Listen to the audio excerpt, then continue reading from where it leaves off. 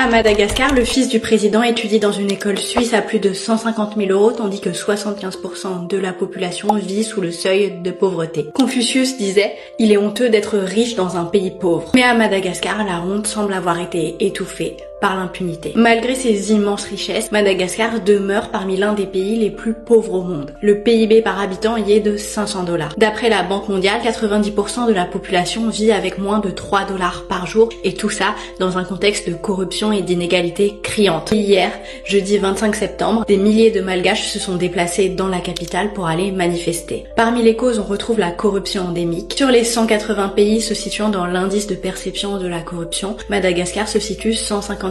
Les coupures d'électricité constantes, appelées le délestage, paralysent l'économie et le quotidien. Le népotisme institutionnalisé est lui aussi d'une extrême gravité. L'entourage du président, via des marchés opaques, contrôle des secteurs clés de l'économie et je vous mettrai la source ici. C'est un véritable système de vol en bande organisée. Tout comme en Indonésie et au Népal, les manifestants ont brandi le drapeau pirate de One Piece. Ces mouvements ont des points communs. Ils contestent des gouvernements accusés de corruption et d'autoritarisme. Le drapeau de One Piece incarne alors un symbole de lutte contre l'oppression, contre la corruption et pour la liberté. Balles en caoutchouc sur la population, gaz lacrymo, arrestations arbitraires. La répression a été très violente. Et à l'heure où je parle, c'est très loin d'être fini. Un couvre-feu a été instauré de 19h à 5h dans la capitale. Cette mobilisation s'inscrit dans une dynamique internationale de contestation des régimes corrompus. Comme en Indonésie et au Népal, Madagascar est le théâtre d'affrontement entre une population exaspéré et un pouvoir corrompu. Si vous voulez en savoir plus, je vous invite à aller suivre le compte Gen Z Madagascar qui documente tout